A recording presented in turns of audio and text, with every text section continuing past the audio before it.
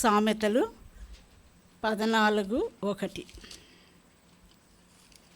మన అంశము సామెతలు 14:1. అందరం కలిసి ఒకసారి ఈ వచనాన్ని చదువుకుందాం. జ్ఞానవంతురాలు తన ఇల్లు కట్టును, 3 రాళ్ళు తన చేతులతో తన ఇల్లు ఊడబెరుకును.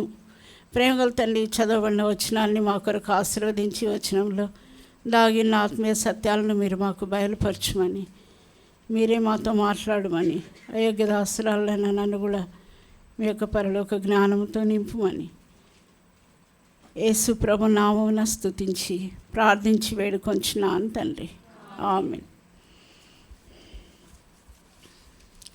జ్ఞానవంతురాలు తన ఇల్లు కట్టును. ఎవరు జ్ఞానవంతురాలు? జ్ఞానం కలిగిన వాళ్ళే జ్ఞానవంతురాలు. జ్ఞానం కలిగిన స్త్రీనే జ్ఞానవంతురాలు. జ్ఞానం కలిగిన స్త్రీ అంటే ఎవరు అనేది దేవుని వాక్యంలో నుండి మనము చూస్తాం. సామెతలు 8వ అధ్యాయం, సామెతలు 8వ అధ్యాయం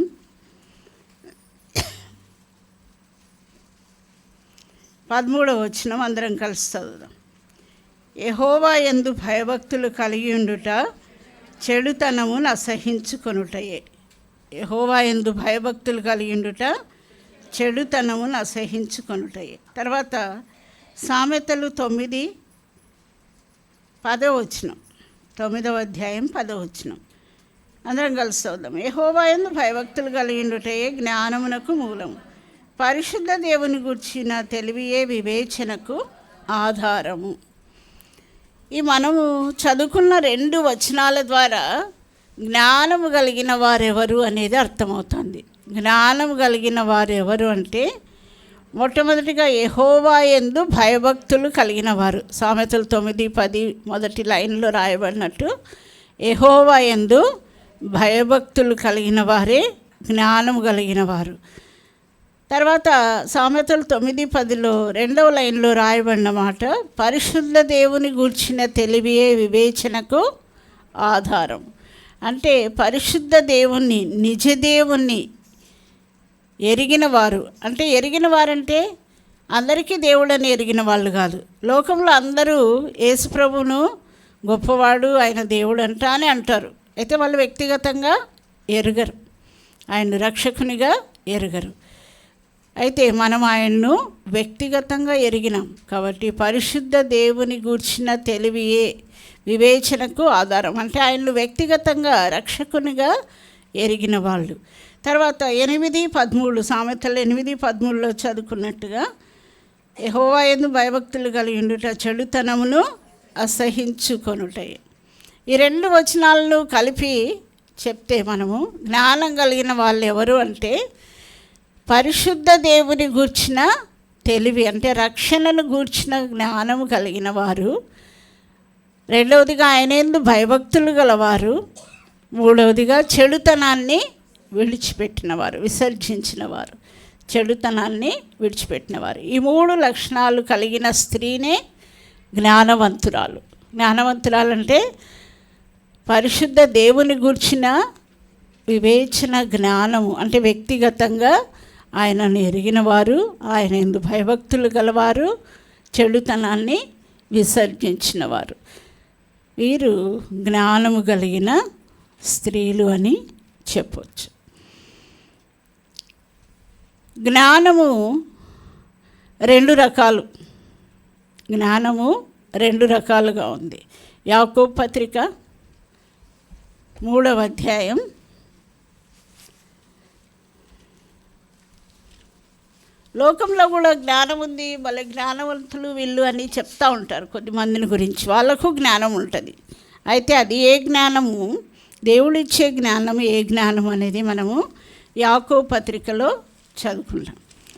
యాకోబు పత్రిక 3వ అధ్యాయం 15, 16, 17 వచనాలు. యాకోబు పత్రిక 3వ అధ్యాయము 15, 16, 17 వచనాలు అందరం కలిసి చదువుకున్నాం. ఈ జ్ఞానము పైనుండి దిగి వచ్చినది కాక భూ సంబంధమైనది ప్రకృతి సంబంధమైనది దయ్యముల జ్ఞానం వంటిది ఉన్నది. ఏలైనగా మత్సరములు విచారమును ఎక్కడ వివాదములు ఎక్కడ ఉండును అక్కడ అల్లరియు ప్రతి నీచ కార్యమును ఉండును. అయితే పైనుండి వచ్చి జ్ఞానము మొట్టమొదట పవిత్రమైనది, తర్వాత సమాధానకరమైనది, మృదువైనది, సులభంగా లోబడినది, కనికరంతోనూ మంచి ఫలములతోనూ నిండుకొన్నది, పక్షపాతమైన వేషధారణను లేనిదినై ఉన్నది. కాబట్టి ఈ వచనాల్లో మనం 2 రకాల జ్ఞానాన్ని చూస్తూ ఉన్నాం. ఒక జ్ఞానం ఏ జ్ఞానము పైనుండి దిగివచ్చినది కాక భూ సంబంధమైనది, ప్రకృతి సంబంధమైనది, దయ్యముల జ్ఞానం.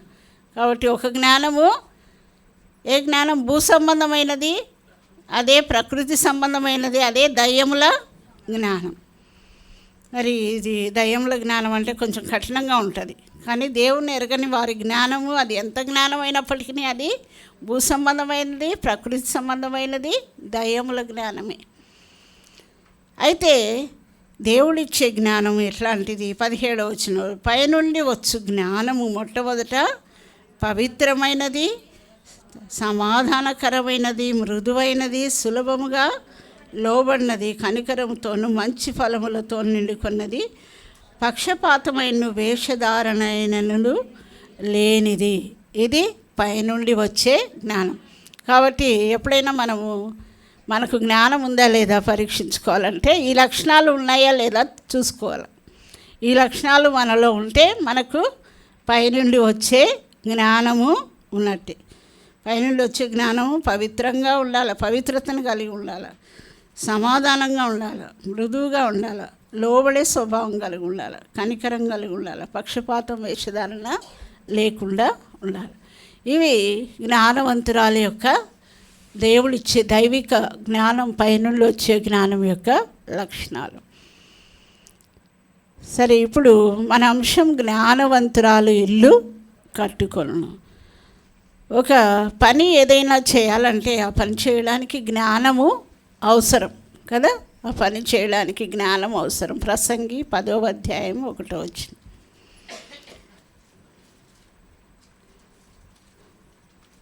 ప్రసంగి గ్రంథం 10వ అధ్యాయం 1వ వచనం అందరం కలిసి చదువుకున్నాం. బుక్కావాని తైలములో చచ్చిన ఈగలపాట చేత అది చెడు వాసన కొట్టును. కొంచెం బుద్ధిహీనత త్రాసులో ఉంచిన ఇలా జ్ఞానమును ఘనతను తేలచేయును. తర్వాత ఇంకొక చోట ఇదే అధ్యాయంలో 10వ వచనం కూడా చదువుదాం. ఇనుప ఆయుధం ముద్దుగా ఉన్నప్పుడు దాన్ని పదును చేయనేళ్ళ పనిలో ఎక్కువ బలం వినియోగించవలను. అయితే కార్యసిద్ధికి జ్ఞానమే ప్రధానం. సో ఒక కార్యము చేయాలంటే ఆ కార్యము సిద్ధి కావాలా, కార్యము సఫలం కావాలంటే దానికి జ్ఞానము అవసరం. ఇప్పుడు మనం ఇల్లు కట్టుకోవాలి. జ్ఞానవంతురాళ్ళము మనం ఏం చేయాలా? ఇల్లు కట్టుకోవాలి. కాబట్టి ఈ కార్యం చేయాలంటే మనకు జ్ఞానము అవసరం. ఏ జ్ఞానం అవసరం? పైనుండి వచ్చే జ్ఞానము అవసరం. అయితే ఇందులో కొంచెం బుద్ధిహీనత ఉన్నా ఏమవుతుందంట? 1వ వచనంలో చదువుకున్నట్టు కొంచెం బుద్ధిహీనత జ్ఞానమును ఘనతను తేలగొట్టును. కొంచెం బుద్ధిహీనత ఉన్న తైలంలో ఒక్క చచ్చిన ఈగబడినా అది స్పాయిల్ అయినట్టే కదా, వాసన కొడుతుంది, మంచి వాసన రాదు. మంచి తైలమైనా కూడా మంచి సెంటు బాటిల్లో ఒక చచ్చిపోయిన ఈగ పడితే సెంటు వాసన రాదు, చెడిపోయిన వాసనే వస్తుంది. అట్లనే మన జ్ఞానంలో కొంచెం బుద్ధిహీనత ఉన్నా కూడా మనం ఆ కార్యాన్ని చేయలేం. సో మనం ఇప్పుడు మన ఇంటిని కట్టుకోవాలి. ఈ ఇల్లు అనేది మన వ్యక్తిగత జీవితాన్ని కట్టుకోవడం ఉంది, మన కుటుంబాన్ని కట్టుకోవడం ఉంది, మన సంఘ జీవితాన్ని కట్టుకోవడం కూడా ఉంది. అయితే ఈరోజు మనము ఈ మూడిట్లో ముఖ్యంగా చూసేది మన కుటుంబాన్ని, మన గృహాన్ని ఏ విధంగా కట్టుకోవాలనేది ఈరోజు మనము చూస్తాం. జ్ఞానవంతురాలు తన ఇల్లు కట్టుకోను. మనము ఇల్లు కట్టుకునే ముందు ప్లాన్ అప్రూవ్ చేసుకుంటారు కదా. మరి మున్సిపల్ ఆఫీస్ వాళ్ళ నుండి ప్లాన్ అప్రూవల్ తెచ్చుకుంటారు. ఆ ప్లాన్ అప్రూవ్ అయితేనే, యాక్సెప్ట్ అయితేనే మనం అప్పుడు ఇంటి పని మొదలు పెడతాం కదా. మనం కూడా మన గృహాన్ని కట్టుకోవడానికి, మన కుటుంబాన్ని కట్టుకోవడానికి ముందుగా దేవుని చిత్తం తెలుసుకోవాలి. ఈ దినాల్లో అనేక కుటుంబాలు విడిపోవడానికి, అనేక కుటుంబాలు నష్టపోవడానికి, అనేక కుటుంబాలు గృహాలు కూలిపోవడానికి కారణం దేవుని చిత్తము తెలుసుకోకపోవడమే. పై రూపాలు, చదువులు, అర్హతలు అవి చూసి వివాహాలు ఏర్పాటు చేసుకుంటున్నారు. కాబట్టి ఈ దినాల్లో అనేక కుటుంబాలు విచ్ఛిన్నమవుతూ ఉన్నాయి. ఎంతో దుఃఖము తల్లిదండ్రులకు, పిల్లల కుటుంబాలు విడిపోతే తల్లిదండ్రులకు ఎంతో దుఃఖము, బాధ, వాళ్ళ జీవితాలు ఇంకేం చేయాలో కూడా అర్థం కాని పరిస్థితి. కాబట్టి తల్లిదండ్రులుగా మనము మన బిడ్డల విషయంలో దేవుని చిత్తం తెలుసుకోవాలి. పిల్లలు కూడా, యవనస్తులు, వాళ్ళకు కూడా నేర్పించాలి దేవుని చిత్తం ఏ విధంగా తెలుసుకోవాలో. వారి వివాహ విషయంలో, అన్ని విషయాల్లో, ప్రతి విషయంలో కూడా విశ్వాసంగా మనము దేవుని చిత్తాన్ని తెలుసుకోవడం ఎంతో ప్రాముఖ్యమైనది. మనము దేవుని చిత్తాన్ని తెలుసుకొని వివాహాలు ఏర్పాటు చేయాలి. యవనస్తులు మీరు చేసుకోవాలా. మీ గురించి తల్లిదండ్రులుగా మరి పెద్దవారమైన మనం కూడా మన బిడ్డల విషయము దేవుని చిత్తం కొరకు మనము దేవుని సన్నిధిలో కనిపెట్టాలి. మనం ఒక ఇంటిని కట్టేటప్పుడు ప్లాన్ అప్రూవ్ చేసుకున్నట్టే దేవుని చిత్తాన్ని మనము తెలుసుకోవాలి. లేదంటే మన కుటుంబ జీవితంలో మన గృహాలు, మన కుటుంబాలు ఎంతో నష్టపోయేవిగా ఉంటాయి. ఎఫ్ఎస్సీలకు రాసిన పత్రిక 5వ అధ్యాయం 17వ వచనం. ఎఫ్ఎస్సీ 5వ అధ్యాయం 17వ వచనం.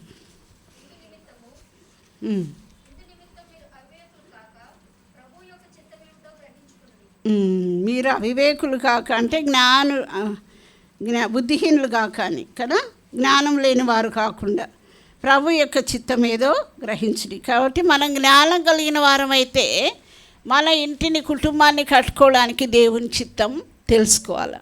మనం దేవుని చిత్తం తెలుసుకోలేదంటే అర్థం బుద్ధి లేని వారంగా మన ఇల్లు కట్టుకుంటున్నాం.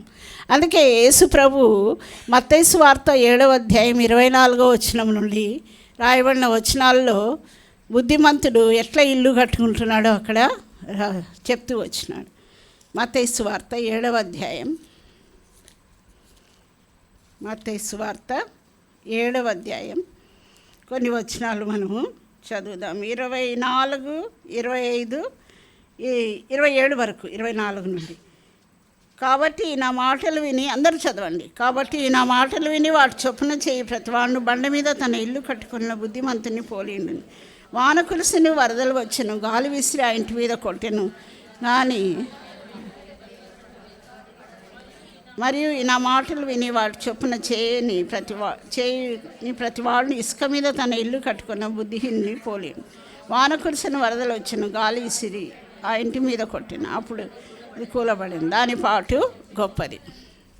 సో మొట్టమొదటిగా మనము దేవుని చిత్తాన్ని తెలుసుకోవాలి. తర్వాత మనం ఇంటికి పునాది వేసుకోవాలి. ఆ పునాది బండ మీద వేసుకోవాలి. యేసుక్రీస్తు అనే బండ మీద వేసుకోవాలి. దేవుని చిత్తం ఎట్లా తెలుసుకుంటాము? దేవుని చిత్తం మన జీవితంలో ఎట్లా తెలుసుకుంటాము? రక్షింపబడిన వారే దేవుని చిత్తం తెలుసుకోగలుగుతారు.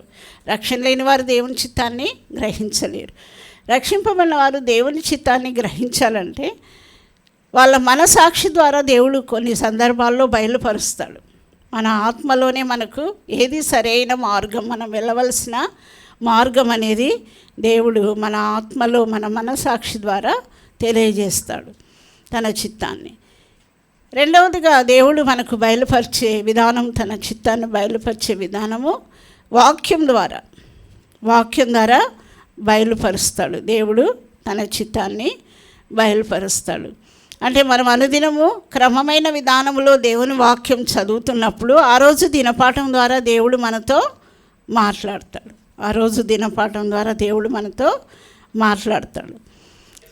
ఒక్కోసారి మన దినపాఠంలో కాకుంటే దైవ సేవకులు వర్తమానం చెప్పేటప్పుడు ఆ వర్తమానంలో కూడా దేవుడు మనతో మాట్లాడతాడు. ఒక్కొక్కసారి మనకు అది దేవుని చిత్తం అనిపించవచ్చు, కానీ దేవుని చిత్తం కానప్పుడు, మనకు అనిపించిన అది దేవుని చిత్తం కానప్పుడు దేవుడి పరిస్థితులను అనుకూలపరచడు. ఉదాహరణకు ఒక విద్యార్థి, బాగా చదివే విద్యార్థి, ఎంబీబీఎస్ చదవాలనుకునింది. మరి చాలా మంచి మార్కులు వచ్చినాయి, అమ్మాయికి మంచి మార్కులు వచ్చినాయి. వాళ్ళ టీచర్స్ అందరు కూడా అమ్మాయిని ప్రోత్సహించినారు ఎంబీబీఎస్ చదవమని. తల్లిదండ్రులు కూడా ఎంకరేజ్ చేస్తున్నారు. కానీ ఆ అమ్మాయికి ఇంట్లో ఆర్థిక పరిస్థితి బాగలేదు, ఆరోగ్యం కూడా సహకరించలేదు. అనారోగ్య పరిస్థితుల్లో తను ఆ కోర్సు చదవలేకపోతూ వచ్చింది. ఏదో చిన్న నర్సు కోర్సు చదువుకునింది. అంటే ఆ అమ్మాయికి ఆశ ఉంది, అందరూ ప్రోత్సహించినారు, కానీ పరిస్థితులను దేవుడే అనుకూలపరచలేదు, అనుమతించలేదు. అంటే అది దేవుని చిత్తము కాదు. ఆ తర్వాత ఇంకా దేవుని చిత్తము కొరకు మనము ఎట్లా తెలుసుకోవాలంటే ప్రార్థన చేయాలి. ఆయన చిత్తానుసారంగా మనం ఏది అడిగినా ఆయన మనవి ఆలకించునన్నది 1 యోహాను 5:14 ఉంటుంది. 1 యోహాను 5:14 ఆయన చిత్తానుసారంగా మనం ఏది అడిగినను ఆయన మనవి ఆలకించునన్నది. కాబట్టి ఈ విధంగా మనం దేవుని చిత్తాన్ని తెలుసుకోవచ్చు. ఆత్మ నడిపింపు ద్వారా తెలుసుకోవచ్చు, దేవుని వాక్యము చదవడము లేదా వినడం ద్వారా తెలుసుకోవచ్చు. దేవుడు పరిస్థితులను మారుస్తాడు, దానికి అనుగుణంగా దేవుని చిత్తం అయితే ఫేవరబుల్గా దేవుడు మారుస్తాడు. అది మనకు ఒకవేళ అసంభవం అనుకున్నా కూడా దేవుడు సంభవించేటట్టుగా దాన్ని అనుకూలపరుస్తాడు దేవుని చిత్తమైనప్పుడు. లేదంటే దేవుడు పరిస్థితులను మరి అనుకూలపరచడు. తర్వాత ప్రార్థన ద్వారా కూడా మనము ప్రభువా మీ చిత్తానుసారంగా నాకు మీ మార్గాన్ని చూపించండి అన్నప్పుడు దేవుడు తన మార్గంలో మనల్ని నడిపిస్తాడు, తన చిత్తాన్ని మనకు బయలుపరుస్తాడు.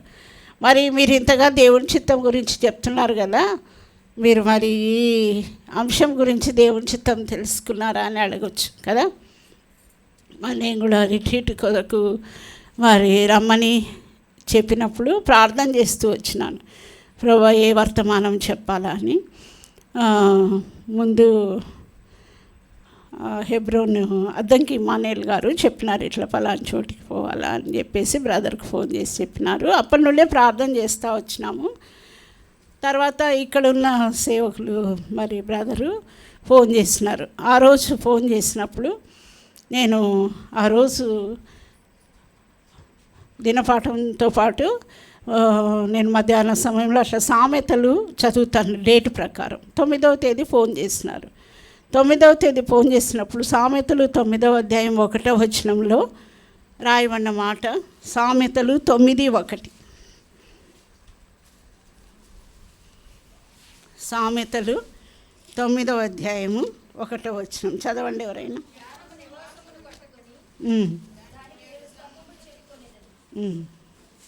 జ్ఞానము నివాసం కట్టుకొని దానికి 7 స్తంభములు చెక్కుకున్నది.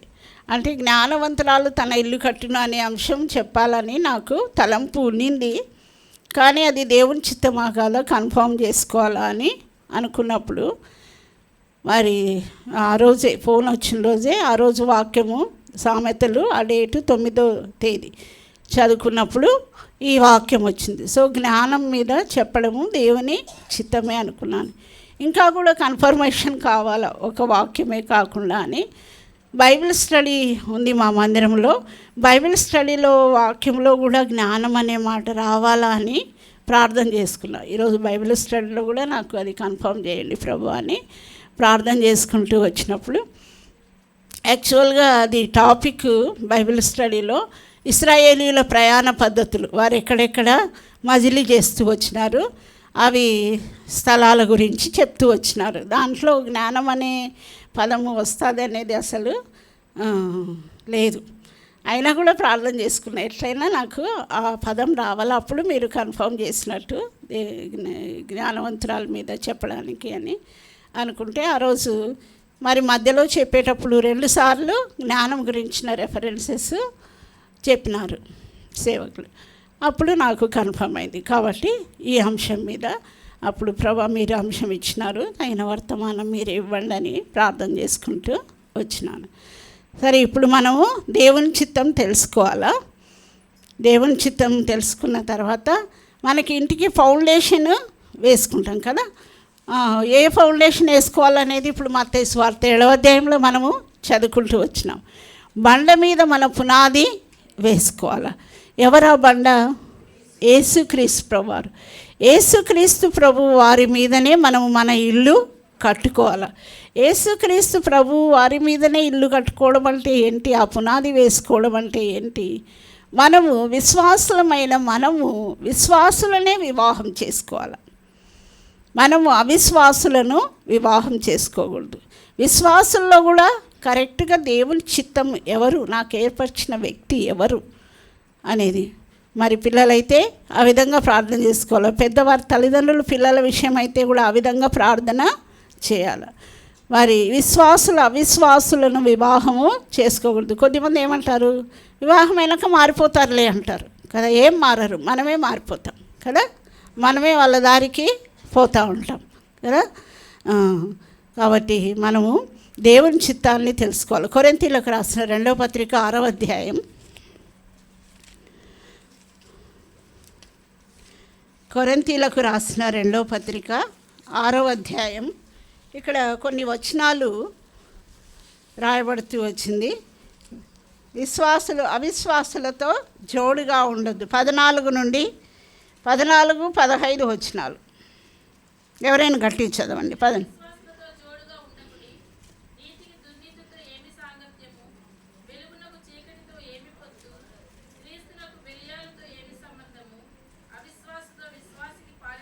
చాలు. విశ్వాసులతో జోడుగా ఉండకుడి, నీతికి దుర్నీతితో ఏమి సాంగత్యము, వెలుగునకు చీకటితో ఏమి పొత్తు, క్రీస్తుకు బెలియాలతో ఏమి సంబంధం, అవిశ్వాసితో విశ్వాసికి పాలెక్కడు. కాబట్టి విశ్వాసులమైన మనము అవిశ్వాసులతో జోడుగా ఉండకూడదు. అంటే వివాహ సంబంధాలు కూడా ఏర్పరచుకోకూడదు. విశ్వాసులనే వివాహము చేసుకోవాలి. సరే, ఇప్పుడు విశ్వాసులతో వివాహ జీవితం ఆరంభించడానికి ఒక ఇల్లు, ఇప్పుడు చాలా ఇంటికి ఏమేస్తారు? పిల్లర్స్ వేస్తారు కదా, స్తంభాలు. ఇప్పుడు సామెతలు 9:1 మనం చదివినాం. జ్ఞానము నివాసం కట్టుకొని దానికి 7 స్తంభములను చెక్కుకున్నది. ఈ స్తంభాల మీదనే మనం ఇల్లు కట్టుకోవాలి. పిల్లర్స్ మీదనే ఇల్లు కడతారు కదా. స్తంభాలు వేసి పిల్లర్స్ వేసి ఇల్లు కడతారు. ఏమి పిల్లర్స్ ఆత్మీయంగా మనకు వేటిని తెలియజేస్తున్నాయి? ఈ 7 స్తంభాలు అనేది మనము మొట్టమొదటిగా చూస్తాం. 7 స్తంభాలు సామెతలు 9:1 మనం చదువుకుంటూ వచ్చినాం. మొట్టమొదటి స్తంభము ప్రార్థనా స్తంభం. మొట్టమొదటి స్తంభము ప్రార్థన. మన కుటుంబ జీవితానికి ప్రార్థన ఒక స్తంభం లాంటిది. ప్రార్థన మనకు ఆధారంగా ఉండాలి. స్తంభం ఇంటికి ఆధారం కదా, కాబట్టి మనకు ప్రార్థన ఆధారంగా ఉండాలి. 5వ కీర్తన 3వ వచనం. 5వ కీర్తన 3వ వచనం చదవండి ఎవరైనా.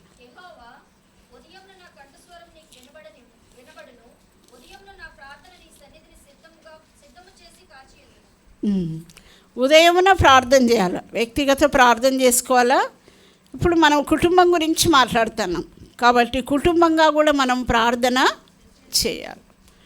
వ్యక్తిగత ప్రార్థన చేసుకోవాలా, ఉదయకాలము కుటుంబ ప్రార్థన కూడా చేసుకోవాలి. ఉదయమున నా కంఠస్వరం నీకు వినబడును, నా ప్రార్థన నీ సన్నిధిని సిద్ధము చేసి కాచియుందును. ఉదయకాలము కుటుంబంగా దేవుని సన్నిధికి కూడి రావాల. పాట పాడి వాక్యం చదివి ప్రార్థన చేసుకోవాలి. ప్రార్థన మనకు ఆధారంగా ఉండాలి. ఉదయకాలమే కాదు, రాత్రి కూడా ప్రార్థన చేసుకోవాలి. 42వ కీర్తన 8వ వచనం.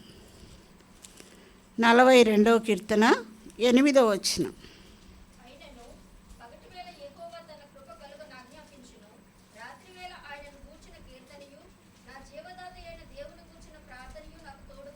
రాత్రి కూడా మనం వ్యక్తిగత ప్రార్థన చేసుకోవాలా, కుటుంబ ప్రార్థన చేసుకోవాలి. పాటలు కూడా పాడమని ఉంది కదా. రాత్రి వేళ ఆయనను గూర్చిన కీర్తనలు అంటే పాటలు. నా జీవదాత అయిన దేవుని గూర్చిన ప్రార్థనయు నాకు తోడుగా ఉండును. కాబట్టి ఉదయం కాలము రాత్రి కాలము కుటుంబంగా మనము ప్రార్థనా జీవితాన్ని కలిగి ఉండాలి. ప్రార్థన ఒక స్తంభంగా మన కుటుంబానికి ఉండాలి. అప్పుడు మన కుటుంబము చక్కగా ఉంటుంది. అబ్రహాము తన ఇంటిలో కుటుంబ ప్రార్థన కలిగి ఉన్నాడు. అవునా? ఎట్లా తెలుస్తుంది మనకి? కుటుంబ ప్రార్థన కలిగి ఉన్నాడు, దేవుని గురించిన సంగతులు కుటుంబానికి బోధించినాడు. కాబట్టి దమస్కు ఎలియాజరు, దమస్కు వాడంటే అన్యుడు ఎలియాజరు. దమస్కు వాడైనప్పటికీ తను దేవునికి ఎట్లా ప్రార్థన చేయాలో నేర్చుకున్నాడు. దేవుని చిత్తం కొరకు దేవుని అడగడం నేర్చుకున్నాడు. అబ్రహాం కుమారుడైన ఇస్సాకు భార్యను రిబకాను తీసుకురావడానికి వెళ్ళినప్పుడు ఆ ఊరి వెలుపట బావి దగ్గర మోకరించి ఒంటెలను కూడా మోకరింపజేసి ప్రార్థన చేసినాడు. సరైన మార్గంలో నన్ను నడిపించండి అని తను ప్రార్థన చేస్తూ వచ్చినాడు. అంటే ఎక్కడ నేర్చుకున్నాడు? ఇంటిలో అబ్రహాము నేర్పించినాడు, ప్రార్థన చేయడం నేర్పించినాడు. అంటే అబ్రహాం ఇంటిలో కుటుంబ ప్రార్థన ఆరాధన ఉన్నింది కదా. కాబట్టి అబ్రహాం కుటుంబమే ఒక ఉదాహరణ మనకు. కుటుంబ ప్రార్థన కలిగి ఉంటూ వచ్చినారు అన్నదానికి, కుటుంబ ఆరాధన కలిగి ఉన్నారు అనేదానికి నోవహు కుటుంబం కూడా ఒక ఉదాహరణ మనకు. అబ్రహాం కుటుంబము, నోవహు కుటుంబం.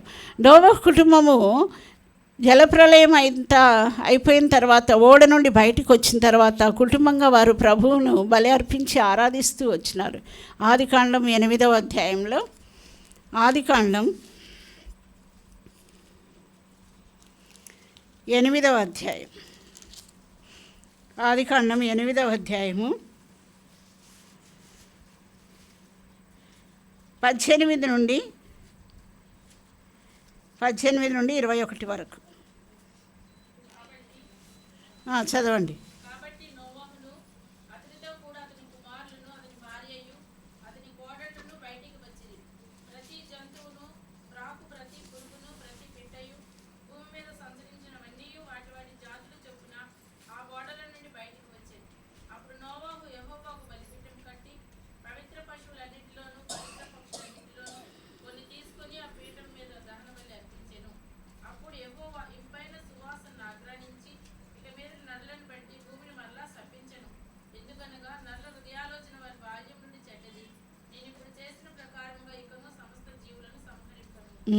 ఇక్కడ వారు ఓడ నుండి బయటకు వచ్చిన తర్వాత కుటుంబంగా వాళ్ళు అందరూ కలిసి బలిపీఠం కట్టి పవిత్ర పశువులను పవిత్ర పక్షులను అర్పించినప్పుడు దేవుడు ఆ సువాసనను ఆగ్రానించి, అంటే వారు అర్పించిన బలి, ఆ ప్రార్థన, ఆ ఆరాధన దేవునికి ఇంపైనదిగా ఉన్నింది. కాబట్టి దేవుడు ఒక నిబంధన నోవహుతో చేస్తూ వచ్చినాడు. ఇంకా ఎప్పటికీ ఈ విధంగా భూమి అంతటిని జలప్రలయం ద్వారా నశింపచేయను అని ఒక నిబంధన చేస్తూ, ఆ నిబంధన గుర్తుగా ఆకాశంలో ధనుస్సును ఉంచుతూ వచ్చినాడు. కాబట్టి అబ్రహాం కుటుంబం అయితేనేమి, నోవహు కుటుంబం అయితేనేమి కుటుంబ ప్రార్థన ఆరాధన కలిగింటూ వచ్చినారు. మనం కూడా మన కుటుంబంలో ప్రార్థన ఆరాధన అనే స్తంభాన్ని మనము కలిగి ఉండాలి, ఉదయకాలము రాత్రి కూడా. రెండవదిగా, రెండవ స్తంభము, 7 స్తంభాలని చెప్పుకున్నాం కదా సామెతలు 9:1 ప్రకారం. రెండవ స్తంభము వాక్యం. రెండవ స్తంభము వాక్యం. మన కుటుంబంలో వాక్యానికి ప్రాముఖ్యత ఉండాలి. మన కుటుంబంలో వాక్యానికి ఎంతో ప్రాముఖ్యతను ఇవ్వవలసిన వారంగా ఉన్నాం. ద్వితీయోపదేశకాండం 6వ అధ్యాయం, ద్వితీయోపదేశకాండం 6వ అధ్యాయం 6 నుండి 9వ వచనం వరకు, 6వ వచనం నుండి 9వ వచనం వరకు.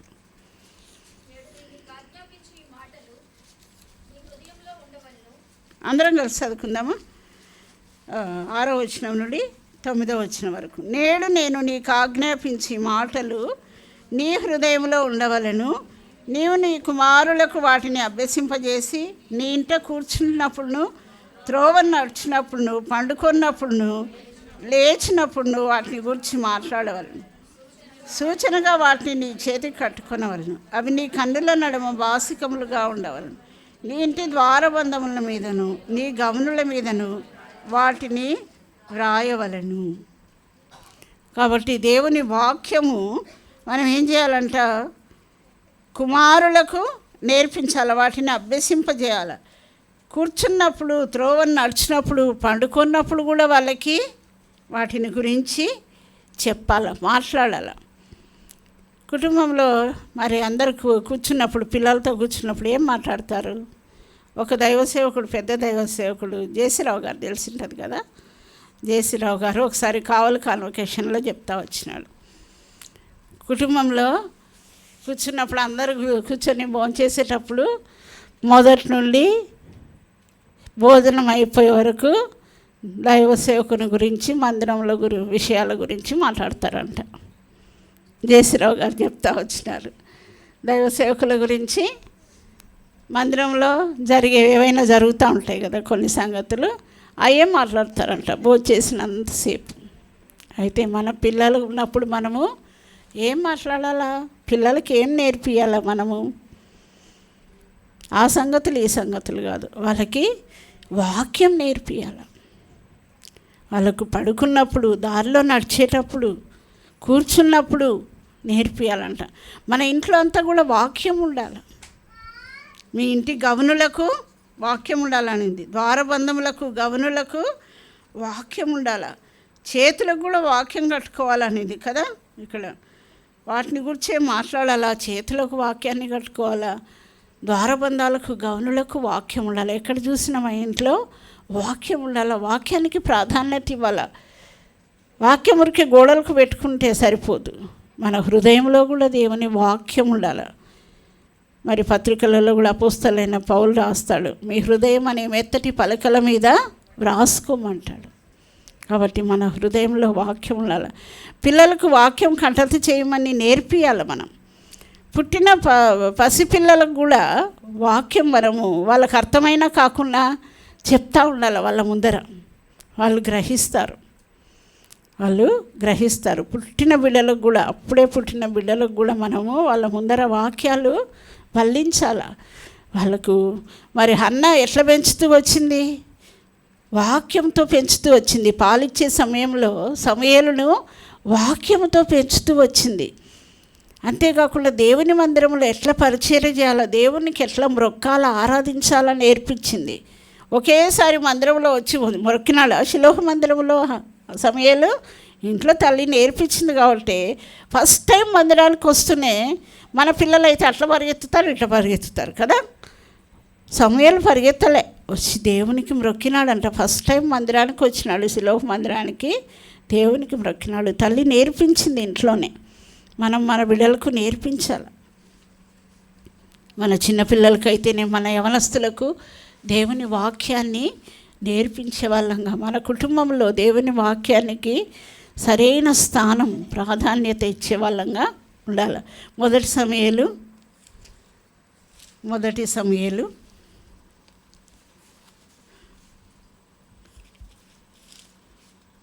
1వ అధ్యాయం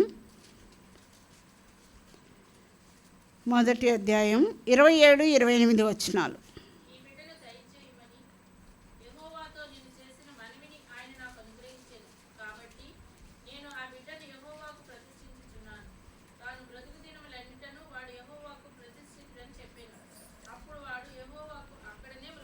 అప్పుడు వాడు యెహోవాకు అక్కడనే మొక్కెను. ఫస్ట్ టైం తీసుకొచ్చింది అనేది 24వ వచనంలో ఉంటుంది. ఫస్ట్ టైం మందిరానికి పాలు విడిచిన తర్వాత మొదటిసారిగా మందిరానికి తీసుకొని వచ్చింది అనే సంగతి 24లో ఉంటుంది. మనం అన్నీ చదవడం లేదు. ఫస్ట్ టైం వస్తూనే వాడు ఏం చేసినాడు? యెహోవాకు అక్కడనే మొక్కినాడు. వీడిని ప్రతిష్ఠించినానని ఏలీతో చెప్తా ఉంటే, యాజకుడైన ఏలీతో ఆమె చెప్తా ఉంటే మొక్కుతూ వచ్చినాడు, ఆరాధించినాడు. ఆరాధన ఇంట్లోనే నేర్పించింది తల్లి. మరి మన బిడ్డలకు కూడా మనము నేర్పిస్తూ రావాలి. ఆరాధించడం, ప్రార్థించడం, దేవుని వాక్యం చదవడం నేర్పించాలి. దేవుని వాక్యము గురించి వాళ్ళతో మాట్లాడాలి, వాళ్ళకు కంటత చేయించాలి. మనం మరి స్కూలు చదువుల గురించి ఎంతో బాధ్యత తీసుకుంటారు, ఎంతో శ్రద్ధ వహిస్తారు, ఎంతో డబ్బులు ఖర్చు పెడతారు. మరి వాక్యం నేర్చుకున్నారా? ఈ దినం వాక్యం చదివినారా అని ఎంతమంది తల్లులు బిడ్డలను అడుగుతూ ఉన్నారో. మరి మనము వాళ్ళను వాక్యం చదివినారా అని అడగాల. ఆ విధంగా వారిని వాక్యంలో మన బిడ్డలను పెంచుతూ రావాలి. మన కుటుంబంలో వాక్యానికి ప్రాధాన్యత ఇవ్వాలి. తర్వాత 3వ స్తంభము ప్రేమ, మన కుటుంబంలో ప్రేమ ఉండాల. మన కుటుంబంలో ప్రేమ కలిగి ఉండాలి. ఒకరి పట్ల ఒకరు, భార్య పట్ల భర్త, భర్త పట్ల భార్య. ఒక్కోసారి భర్తలు ప్రేమించారని కంప్లైంట్ ఇస్తారు స్త్రీలు కదా. నేను ఎట్లా ఆయనతో కలిసి ఉండేది, ఆయనకు ప్రేమే లేదు, నన్ను ప్రేమించరు అంటే, మనం ప్రేమిస్తే మళ్ళీ వాళ్ళలోనే దేవుడు మార్పు తీసుకొస్తాడు. మనకు దేవుడు ఇచ్చిన ఆజ్ఞ విధేయత చూపమని కదా. మనం విధేయత చూపిస్తే వాళ్ళు ప్రేమిస్తారు. ఎఫెసీ 5:22 ప్రభు మనకు ఇచ్చింది, భార్యలారా మీ భర్తలకు లోబడి ఉండండి. మనం లోబడము నేర్చుకుంటే వాళ్ళు మనల్ని ప్రేమించడము నేర్చుకుంటారు. అంతేగాక మన కుటుంబంలో మన పిల్లలను మనం ప్రేమించాలా, భర్తలను ప్రేమించాలని దేవుని వాక్యం మనకు నేర్పిస్తూ ఉంది. తీతుకు రాసిన పత్రిక 2వ అధ్యాయం, తీతుకు రాసిన పత్రిక 2వ అధ్యాయం 3-5 వచనాలు కలిసి ఉన్నాయి.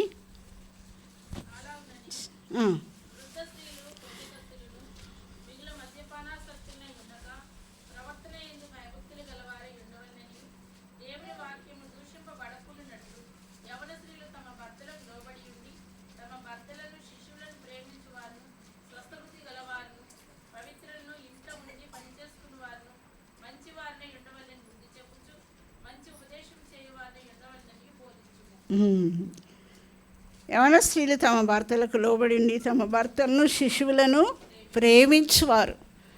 మనం పిల్లలను ప్రేమించాలా, భర్తలను ప్రేమించాలా. కుటుంబంలో ప్రేమ అనేది ఉండాలి. కొరింథీయులకు రాసిన మొదటి పత్రిక 14వ అధ్యాయం 1వ వచనం.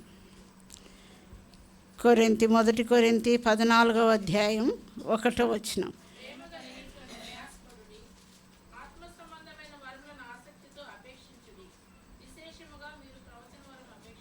ప్రేమ కలిగి ఉండుటకు ప్రయాసపడుడి.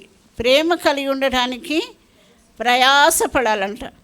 ఒక ఇల్లు కట్టుకోవడానికి చాలా ప్రయాసపడతారు కదా. ఇల్లు కట్టుకోవాలంటే సామాన్యమైన సంగతే, కష్టం, బాగా ప్రయాసపడాలి కదా. కాబట్టి మనం కూడా ప్రేమ కలిగి ఉండడానికి ఏం చేయాలంట, ప్రయాసపడాలంట. అంటే ఇంకా అభ్యాసం చేసుకోవాలి, దాన్ని అభ్యాసము చేసుకోవాలి. ఒక్కొక్కసారి భర్త మనల్ని ప్రేమించడు, అయినా మనం ప్రేమించడానికి అభ్యాసము చేసుకోవాలి.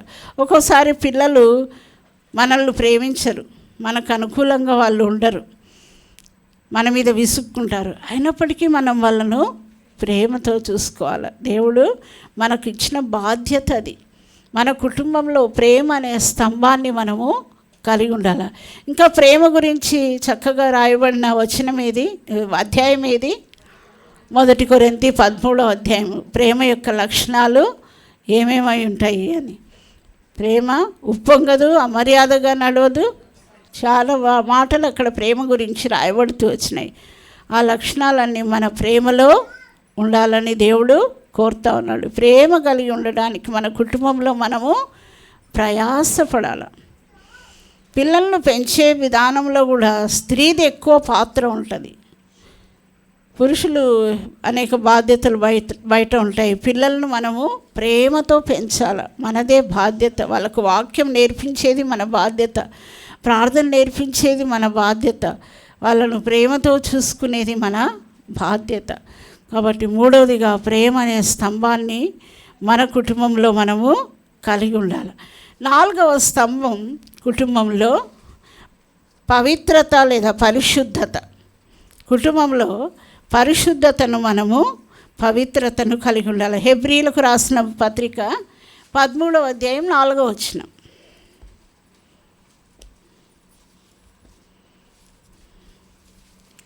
హెబ్రీలకు రాసిన పత్రిక 13వ అధ్యాయం 4వ వచనం.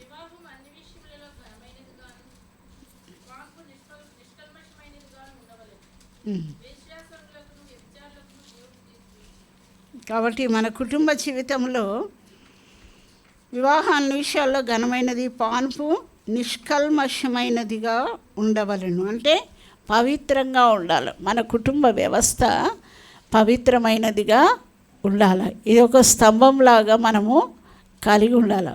విశ్వాసులమైన మనము మన కుటుంబ జీవితంలో పరిశుద్ధతను కలిగి ఉండాలి.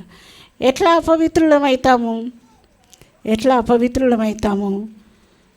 వ్యర్థమైన వాటిని చూడడం వల్ల. టీవీలు పెట్టుకొని అపవిత్రమైనవి చూస్తారు కదా. తర్వాత ఇప్పుడు మొబైల్స్ వచ్చినాయి, టీవీలు అవసరంలే. మొబైల్స్లో ఎన్నో అపవిత్రమైనవి, వాటిని చూడడం వల్ల ఆ ప్రభావము మన కుటుంబం మీద పడుతుంది. అంతేకాకుండా కొన్ని కుటుంబాల్లో మరి అక్రమ సంబంధాలు కూడా కలిగి ఉంటారు. విశ్వాసులుగా మరి చలామణి అవుతారు మందిరాల్లో, అయినప్పటికీ అనేక అక్రమ సంబంధాలు కలిగి ఉంటారు. కొద్దిమంది పరిచర్య కూడా చేస్తూ ఉంటారు, అయితే అక్రమ సంబంధాలు కలిగి ఉంటారు.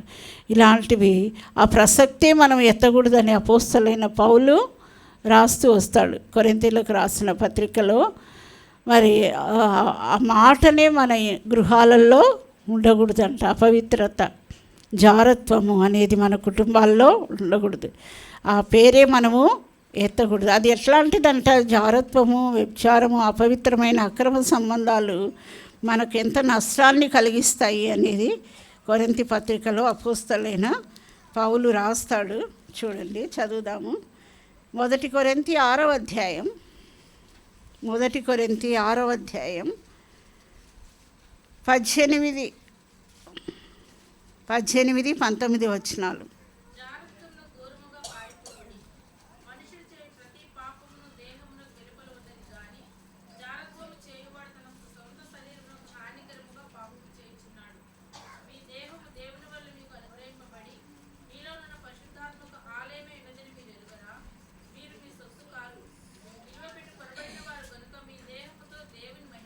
మనం విలువబెట్టి కొనబడిన వారం కనుక దేహముతో దేవుని మహిమపరచాలి. మన దేహాలను, మన కుటుంబాలను, మన గృహాలను పవిత్రంగా మనము కాపాడుకోవాలి. జారత్వం చేయవాడు తన సొంత శరీరములకు హానికరంగా పాపం చేయి. మిగతావన్నీ కూడా వెలుపల ఉంటాయి పాపాలు, అయితే ఇది సొంత శరీరానికి నష్టాన్ని కలిగించేది, మన కుటుంబానికి నష్టాన్ని కలిగించేది. కాబట్టి మన కుటుంబ వ్యవస్థను పరిశుద్ధంగా, పవిత్రంగా కాపాడుకోవాలి. జారత్వము ఇట్లాంటి పేర్లే మన ఛాయల్లో ఉండకూడదు. యోసేపు పారిపోతూ వచ్చినాడు కదా, ఆ విధంగా మనము పాపానికి దూరంగా పారిపోయే వారంగా ఉండాలి. తర్వాత 5వ స్తంభము, కుటుంబానికి 5వ స్తంభము సహవాసాన్ని కలిగి ఉండాలి. మన కుటుంబంలో ఒకరితో ఒకరు సహవాసాన్ని కలిగి ఉండాలి. కొద్ది సమయము భార్యాభర్తలు కూర్చొని సహవాసం చేయాలి, మాట్లాడుకోవాలి, ఒకరితో ఒకరు మాట్లాడుకోవాలి. ఈ దినాల్లో బిజీ లైఫ్ అయింది, ఎవరి పాటికి వాళ్ళు వెళ్ళిపోతారు, ఎవరి పాటికి వాళ్ళు తింటారు, ఎవరి పాటికి వాళ్ళు వెళ్ళిపోతారు. అయితే మనము మన కుటుంబ వ్యవస్థ చక్కగా ఉండాలంటే ఒకరితో ఒకరు సంభాషించుకోవాలి, అందరూ కలిసి భోంచేయాలి. కుటుంబం అంతా కూడా కలిసి, పిల్లలతో, భర్తతో అందరం కలిసి సహవాసం చేయాలి. ఆయా సంగతులు, దేవుని విషయాలు, ఇంకా ఏదైనా మనం ఉద్యోగం చేస్తుంటే ఉద్యోగ విషయాలు ఏవైనా కూడా మనము మాట్లాడుకోవాలి, ఒకరితో ఒకరు సంభాషించుకోవాలి. ఒకరితో ఒకరు సంభాషించుకొని సహవాసాన్ని కలిగి ఉండాలి. దేవుడు మానవుల్ని సృష్టించటంలో ఉన్న ఉద్దేశమే అది. దేవుడు మానవునితో సహవాసం చేయాలనే సృజించుకున్నాడు. 2 ఉద్దేశాలతో దేవుడు మానవుని సృజించినాడు. తన మహిమ కొరకు, అంటే మానవుని ద్వారా తనకు మహిమ తెచ్చుకోవాలని సృజించినాడు. రెండవదిగా మానవునితో సహవాసం చేయాలని. అందుకే దేవుని నివాసం మనుషులతో కూడా ఉన్నది. ఆయన వారితో కాపురముండును, వారు ఆయన ప్రజలై ఉందురు అని ప్రకటన 21లో రాయబడి ఉంటుంది. ఆది కాండంలో అదే రాయబడింది. దేవుడు చల్లపూటను ఏదైనా తోటలోకి వచ్చి ఆదామవ్వలతో సంభాషిస్తూ సంచరిస్తూ వచ్చినాడు, వారితో సహవాసము చేస్తూ వచ్చినాడు. ప్రకటన 21లో కూడా అదే రాయబడింది. దేవుని నివాసం మనుషులతో కూడా ఉన్నది.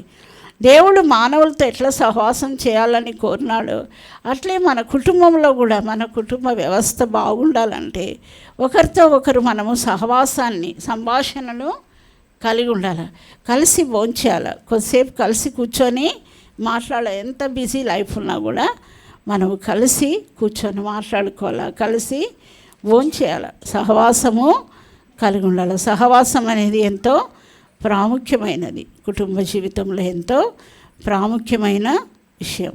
సంఘంలో కూడా మనము సహవాసం కలిగి ఉండాలని అపోస్తల కార్యములు 2:42 చదువుతాం కదా. అపోస్తల కార్యములు 2:42 అపోస్తల బోధ ఎందును, సహవాసం అందును, రొట్టె విరిచిటే ఎందును, ప్రార్థన చేయటం ఎందును వారు ఎడతెగక ఉండిరి.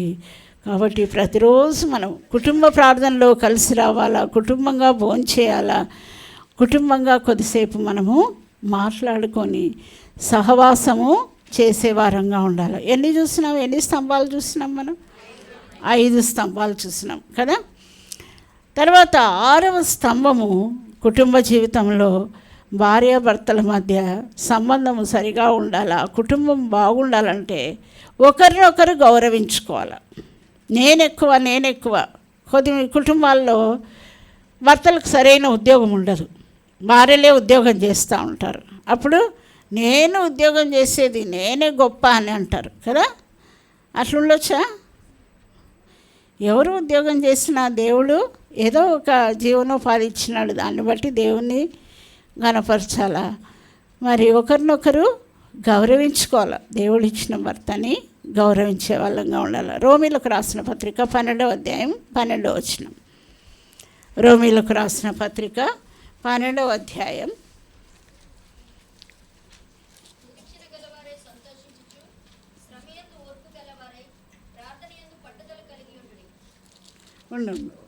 రోమీలకు రాసిన పత్రిక 12వ అధ్యాయం 10వ వచనం అనుకుంటే చూడండి. 10వ వచనం చదవండి.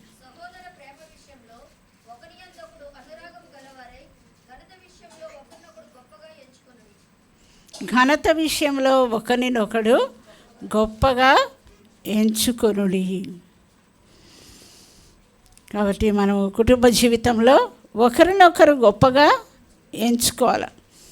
అప్పుడు మన కుటుంబము చక్కగా ఉంటుంది. నేనే గొప్ప, నేను ఎక్కువ సంపాదిస్తాను. 2 ఉద్యోగాలు చేసే వాళ్ళు అయితే కూడా భార్య ఎక్కువ సంపాదిస్తే నాకు ఎక్కువ జీతం వస్తుంది కాబట్టి నేను గొప్ప అని వాళ్ళు చెప్పిన మాట వినరు. నా డబ్బులు నేను ఖర్చు పెట్టుకుంటా, నా ఇష్టం అంటారు కదా.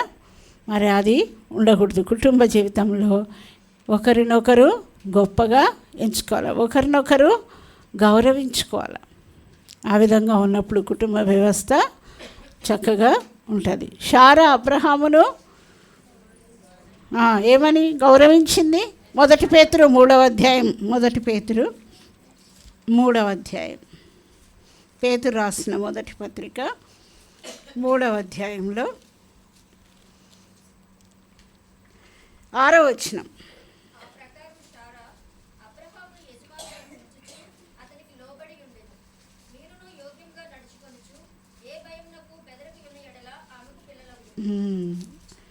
శారా అబ్రహామును యజమానుడని పిలుచుచు అతనికి లోబడి ఉండెను.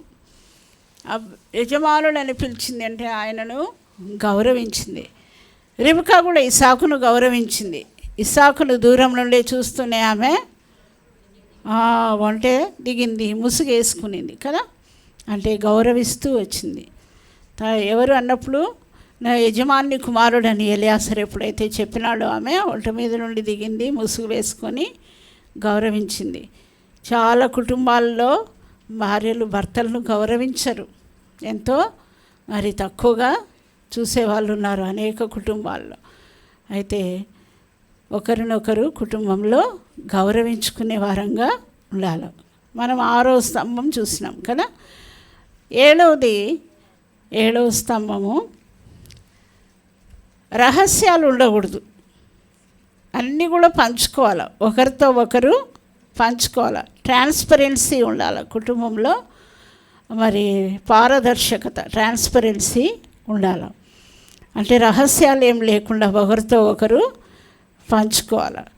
కుటుంబాల్లో చాలా గొడవలకు కారణము ఇదే, ఒకరితో ఒకరు పంచుకోరు. ఏం చేస్తారు?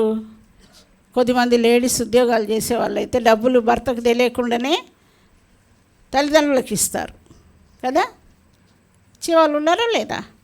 ఇస్తారు కదా. ఉద్యోగం చేసే వాళ్ళైతే నా డబ్బు నా ఇష్టం, నేను మా అమ్మోళ్ళకి ఇచ్చుకుంటా అని ఇచ్చేస్తారు. ఇంకా భర్తలకు తెలియకుండానే కొన్ని విషయాలు చేస్తారు. అమ్మోళ్ళకి ఇవ్వడమే కాకుండా కొన్ని విషయాలు చేస్తారు. ఒకసారి ఒక కుటుంబంలో ఒక ఆమె ఒకసారి ఫారెన్కి పోవడానికి, వేరే గల్ఫ్ కంట్రీస్కి పోవడానికి తనంతా మార్గం సిద్ధపరచుకునింది. గల్ఫ్ కంట్రీస్కి వెళ్ళడానికి మార్గం సిద్ధపరచుకునింది. భర్తకి ఏం చెప్పలే. ఆమె పోయినాక ఆమె గల్ఫ్ కంట్రీస్కి వెళ్ళిపోయిన తర్వాత ఒక అతని ఇంటికి వచ్చినాడంట. వచ్చి అడిగినాడంట, మీ భార్య చర్చి కట్టుకుంటానని స్థలం కొనింది నా దగ్గర, చర్చి కట్టుకుంటానని. ఆమె కట్టుకుంటానని స్థలం కొనింది, ఇంకా కొంచెం డబ్బులు ఇవ్వాలని వచ్చినాడంట. అవునా, నాకు తెలియదే ఆమె స్థలం కొన్న సంగతి అని. ఇట్లనే గొడవలు వచ్చేది కుటుంబాల్లో కదా. తెలియకుండానే, భర్తలకు తెలియకుండానే డబ్బులు ఖర్చు పెట్టేస్తారు కదా. తెలియకుండానే తల్లిగారికి ఇస్తారు, తెలియకుండానే ఏవేవో కొనేస్తారు కదా. దీనివల్ల మిస్అండర్స్టాండింగ్స్ కుటుంబాలలో ఎంతో నష్టం. కాబట్టి కుటుంబంలో ఒకరితో ఒకరు విషయాలు పంచుకోవాలి, రహస్యాలు ఏమీ ఉండకూడదు. ఒకరి మీద ఒకరికి నమ్మకత్వం అనేది ఉండాలి. ఒకరి మీద ఒకరికి నమ్మకత్వం ఉండాలంటే ఎట్లా వస్తుంది నమ్మకత్వము? అన్నీ పంచుకున్నప్పుడే నమ్మకం అనేది ఏర్పడుతుంది. కొన్ని రహస్యంగా ఉంచుతుంటే మనల్ని భర్తలు నమ్ముతారా? నమ్మరు. రహస్యంగా మనం పనులు చేస్తూ ఉంటే వాళ్ళు నమ్మరు. ఒకరి మీద ఒకరికి నమ్మకం ఏర్పడాలంటే అన్ని విషయాలు పంచుకోవాలి. దేవుడే అబ్రహాముతో అన్నీ పంచుకుంటూ వచ్చినాడు. దేవుడు తన స్నేహితుడిగా అబ్రహామును ఎంచుకొని అబ్రహాముకి ఈ విషయం దాచెదనా అన్నాడు. ఆదికాండము 18వ అధ్యాయంలో నేను అబ్రహాముకు ఈ విషయం దాచెదనా అన్నాడు. సొదొమ గొమొర్రాలను నాశనం చేయబోయే సంగతి అబ్రహాముతో దేవుడు పంచుకుంటూ వచ్చినాడు. రహస్యంగా ఉంచకుండా దేవుడు పంచుకుంటూ వచ్చినాడు. ఆ విధంగా మనం కూడా మరి పంచుకుంటూ రావాలి. సో ఇప్పుడు మనము 7 స్తంభాల గురించి చూసుకుంటూ వచ్చినాం. స్తంభాలను మనం ఇల్లు కట్టుకునేటప్పుడు స్తంభాలు వేసుకున్నట్టుగా మనం జ్ఞానం నివాసం కట్టుకొని 7 స్తంభములను చెక్కుకున్నదాని ప్రకారం 7 స్తంభాలు మనము చూసినాం. తర్వాత ఇంకేం చేస్తారు? గోడలు కట్టుకుంటారు కదా. గోడలు రాళ్లతో, ఎప్పుడైతే సిమెంట్ బ్రిక్స్ వస్తాయి కదా, పాతకాలము రాళ్లతో కట్టుకునేవాళ్ళు. ఏం రాళ్లతో కట్టుకోవాలో మనము గోడలను? మొదటి పేతురు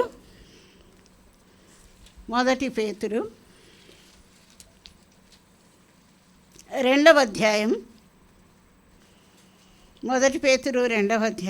5వ వచనం. యేసుక్రీస్తు ద్వారా దేవునికి అనుకూలములగు ఆత్మ సంబంధమైన బలులు నర్పించుటకు పరిశుద్ధ యాజకులుగా ఉండునట్లు మీరును సజీవమైన రాళ్ల వలె ఉండి ఆత్మ సంబంధమైన మందిరముగా కట్టబడుచున్నారు. సజీవమైన రాళ్లతో కట్టుకోవాలి. సజీవమైన రాళ్ళుగా ఎవరుంటారు కుటుంబంలో? భార్య భర్త రక్షింపబడిన వారైతే వాళ్ళు కలిసి సజీవమైన రాళ్ళు వాళ్ళు ఆ ఇంటిని కట్టుకోవాలి. రక్షింపబడిన వారు సజీవమైన రాళ్ళు అంటే ఎవరు? ఆయన రక్తముతో కడగబడిన వారు, విమోచించబడిన వారు. వీరితో మనము కుటుంబాన్ని కట్టుకోవాలి. మన కుటుంబాన్ని కట్టుకుంటూ రావాలి. గోడలకు రాళ్ళు ఒకటే సరిపోతాయా? గోడలు కట్టాలంటే రాళ్ళు ఒకటే సరిపోతాయా? రాళ్ళకు మధ్యలో గ్యాప్స్ వస్తాయి కదా. రాళ్ళకు మధ్యలో గ్యాప్స్ వస్తాయి. అయితే ఆ గ్యాప్స్ను దేంతో ఫిల్ చేస్తారు? సిమెంట్ వేస్తారు కదా గ్యాప్కి. అంటే ఆ 2 కలిసిపోవాలి. ఆ 2 రాళ్ళు కలిసిపోవడానికి మధ్యలో సిమెంట్ వేస్తారు గ్యాప్కి కదా. మరి ఇది దేన్ని తెలియజేస్తూ ఉంది మనకు? ఎఫెసీయులకు రాసిన పత్రిక 3వ అధ్యాయం. ఎఫెసీయులకు రాసిన పత్రిక 3వ అధ్యాయం 1వ వచనం. 4:1 సారీ. కాబట్టి మీరు సమాధానమును బంధము చేత ఆత్మ కలిగించి ఐక్యమును కాపాడుకొనుటకు శ్రద్ధ కలిగిన వారై చాలు చాలు చదవండి, అది కూడా చదవండి. మీరు పిలువబడిన పిలుపునకు తగినట్లుగా దీర్ఘశాంతముతో కూడిన సంపూర్ణ వినయముతోనూ సాత్వికముతోనూ నడుచుకోవాలని ప్రభువును బట్టి ఖైదీనైన నేను మిమ్మల్ని బతిమాలుకుంటున్నాను. కాబట్టి ఇక్కడ సమాధానం అనుబంధం. కాబట్టి రాయికి మధ్యలో సిమెంట్ వేస్తారు కదా, రెండు కలిసిపోవడానికి. అట్లనే మన కుటుంబంలో సజీవమైన రాళ్ళమైన మన కుటుంబ వ్యక్తుల మధ్య ఏముండాలా? సమాధానం అనే బంధం. సమాధానాన్ని కాపాడుకోవాలి. సమాధానం రావాలంటే ఎట్లా వస్తుంది? ఇక్కడే రాయబడింది, ఒకరినొకరు సహించాలంట. ఒకరినొకరు సహించాల, దీర్ఘశాంతం కలిగి ఉండాలి, వినయం కలిగి ఉండాలి, సాత్వికం. ఇవన్నీ ఉన్నప్పుడే సమాధానం ఉంటుంది కుటుంబంలో. కొద్దిమంది అంటూ ఉంటారు, ఈ మధ్య ఒక కుటుంబంలో గొడవలు వచ్చినప్పుడు మరి సేవకులు ఇంకా పెద్దలు వాళ్ళ ఇంటికి పోయి కొంచెం మాట్లాడదామని పోతే, మా అమ్మ వాళ్ళు నన్ను ఏ రోజు ఒక మాట అనలేదు. నేను ఓర్చుకోను.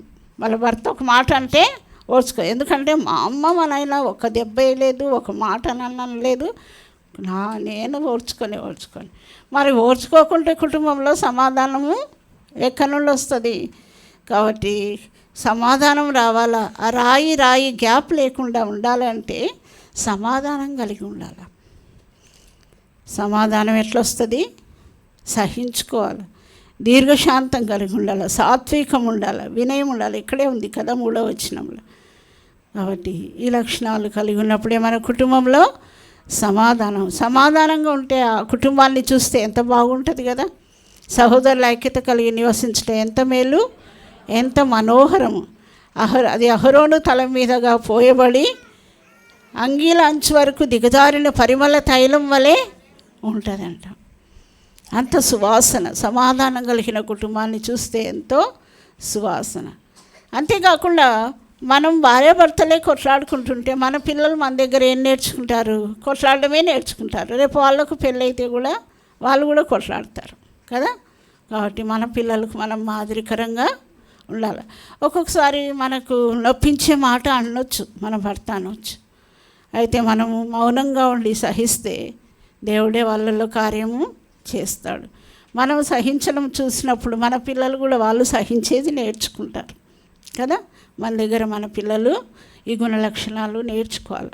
కాబట్టి మన కుటుంబంలో సమాధానాన్ని మనము కాపాడుకోవాలి.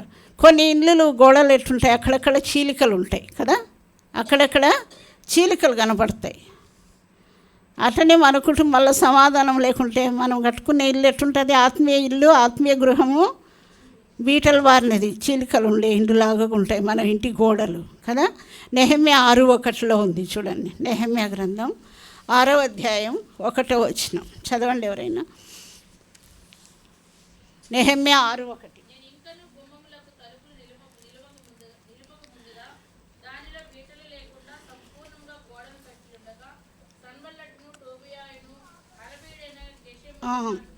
బీటలు లేకుండా గోడలు కట్టి ఉండగా. కాబట్టి బీటలు లేకుండా, చీలికలు లేకుండా గోడలు కట్టినారంట నెహెమ్యా వాళ్ళు. మరి మందిరాన్ని, ఆ కాంపౌండ్ వాళ్ళను తిరిగి ప్రాకారాన్ని నిర్మించేటప్పుడు గోడలు బీటలు లేకుండా గోడలను కడుతూ వచ్చినారు. కాబట్టి మన కుటుంబంలో గోడలు బీటలు లేకుండా ఉండాలి. అంటే సమాధానాన్ని, ఐక్యతను మనము కాపాడుకునే వారంగా ఉండాలి. తర్వాత ఇంటికి ఇంకా ఏమేస్తారు? పైకప్పు వేస్తారు కదా. పైకప్పు దేన్ని తెలియజేస్తూ ఉంది? ప్రభువును ఆశ్రయించాలి మనం. ఆయనే మన ఆశ్రయదుర్గం. పైకప్పు మనకు ఆయనే. తానే వారి గుడారమును కప్పుతాడని ప్రకటన 7వ అధ్యాయంలో మనం చదువుతాం చూడండి. ప్రకటన గ్రంథం 7వ అధ్యాయం,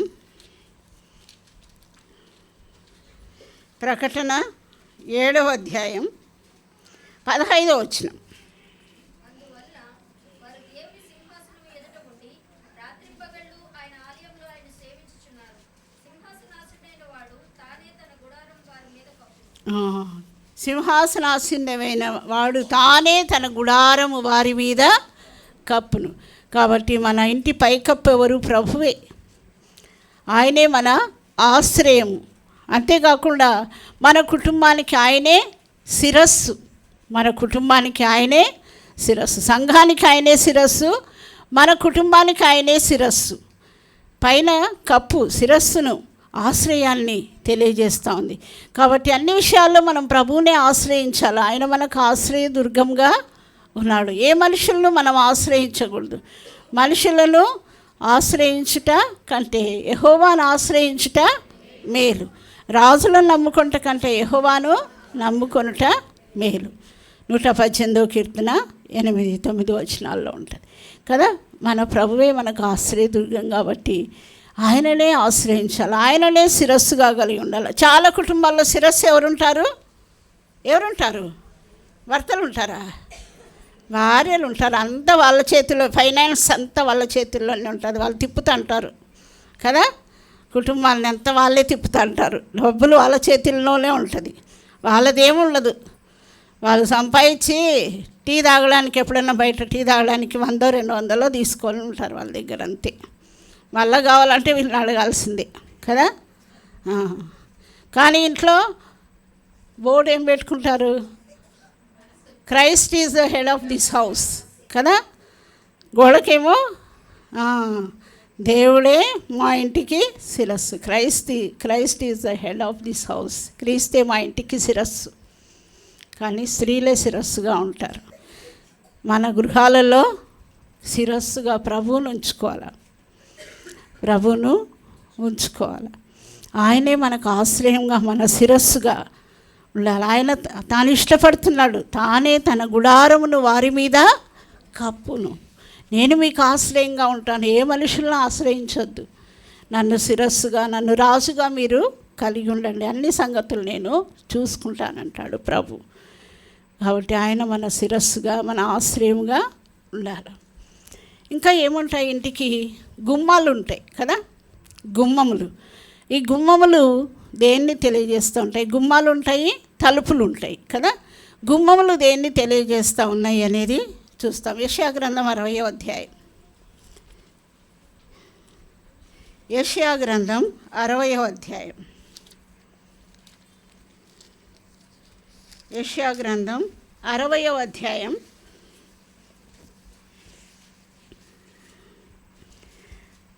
18వ వచనం. చివరి లైన్ చదవండి.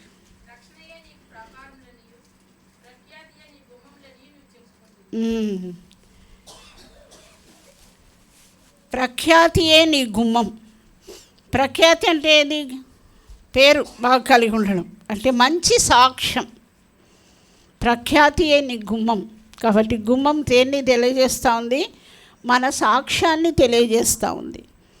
ఇరుగు పొరుగు వారి మధ్య, మన కుటుంబంలో మన సాక్ష్యం ఎట్లుంది? మన బంధువుల మధ్య మన సాక్ష్యం ఎట్లుంది? కాబట్టి గుమ్మాలు దేన్ని తెలియజేస్తూ ఉన్నాయి? మన ప్రఖ్యాతిని, మన సాక్ష్యాన్ని తెలియజేస్తూ ఉన్నాయి. మంచి సాక్ష్యాన్ని కలిగి ఉన్నామా? మనల్ని గురించి ఇతరులు ఏమని సాక్ష్యం చెప్తా ఉన్నారు? ఆమె చాలా గయ్యాలి అని చెప్తా ఉన్నారు. మందిరానికి పోతుంది కానీ, కొద్దిమందిని గురించి చెప్తారు. మందిరానికి పోతుంది కానీ ఇంటికి వచ్చి చూడండి తెలుస్తుంది ఆమె సంగతి అంటారు కదా. కొద్దిమంది భర్తలే చెప్తారు, మందిరంలో బాగా ఆరాధన చేస్తుంది కానివ్వండి, మా భార్య సంగతి తెలియాలంటే మీరు ఇంటికి వచ్చి సడన్గా చూడండి అంటే, సడన్గా పోయినారంటే సేవకులు విజిటింగ్కి తెలుస్తుంది. గొంతులు గట్టి వినబడతా ఉంటాయి కదా. కాబట్టి మంచి సాక్ష్యం, మన కుటుంబం అంతా కూడా మంచి సాక్ష్యాన్ని, గుమ్మములు ప్రఖ్యాతిని తెలియజేస్తూ ఉన్నాయి. మంచి సాక్ష్యం. యెషయా ప్రవక్త ఏం చెప్పినాడు? యెషయా గ్రంథం 8వ అధ్యాయం. యెషయా 8:18.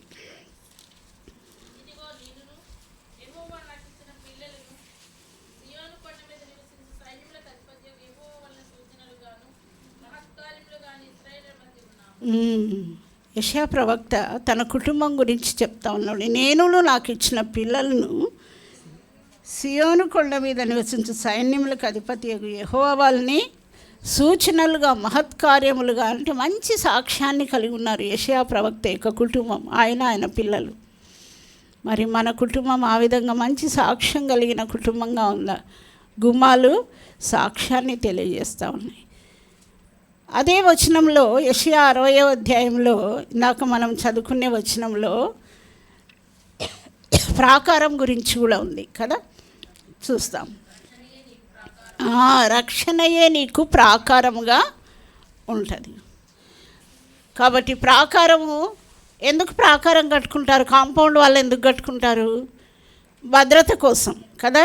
బయటివి ఏమి జంతువులు అట్లాంటివి ఏమి రాకుండా, ఎవరు దీన్ని ఆక్రమించుకోకుండా భద్రత కోసము కాంపౌండ్ వాళ్ళు కట్టుకుంటారు కదా. రక్షణయే నీకు ప్రాకారం.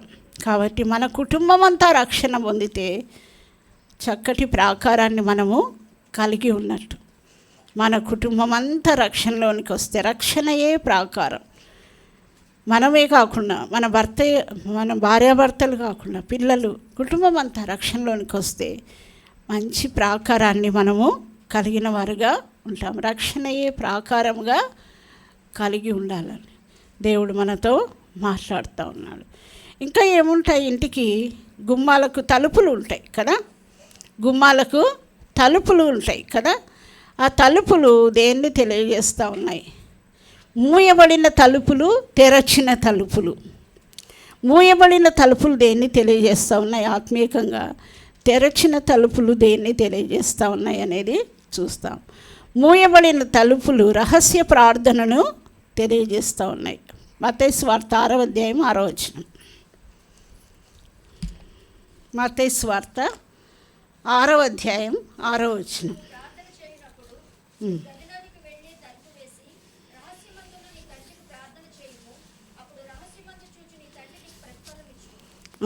రహస్యమందు చూచు తండ్రి నీకు ప్రతిఫలం ఇచ్చును. గదిలోనికి వెళ్ళి తలుపు మూసుకొని ప్రార్థన చేయమంటా ఉన్నాడు. అంటే రహస్య ప్రార్థన. కొన్ని మనం కుటుంబంగా ప్రార్థన చేస్తాము, కొన్ని వ్యక్తిగతంగా మామూలుగా ప్రార్థన చేసుకుంటాము ఉదయం సాయంత్రము. కొన్ని మరి మనము రహస్య ప్రార్థన కొన్ని అంశాల కోసము చేసుకుంటాం.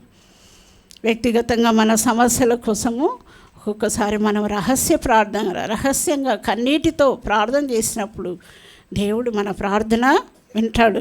ఈ దినాల్లో మన బిడ్డల కోసం, మన యవనస్తుల కోసం, మన చిన్నపిల్లల కోసము రహస్యంగా కన్నీటి ప్రార్థన చేయాల. ఇర్మియా ప్రవక్త 9వ అధ్యాయంలో రాస్తూ వచ్చినాడు.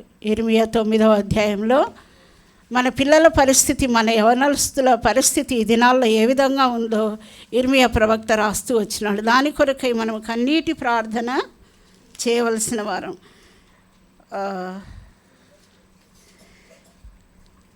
20:21 స్త్రీలారా యెహోవా మాట వినుడి, మీరు చెవిగా ఆయన నోటి మాట ఆలకించుడి.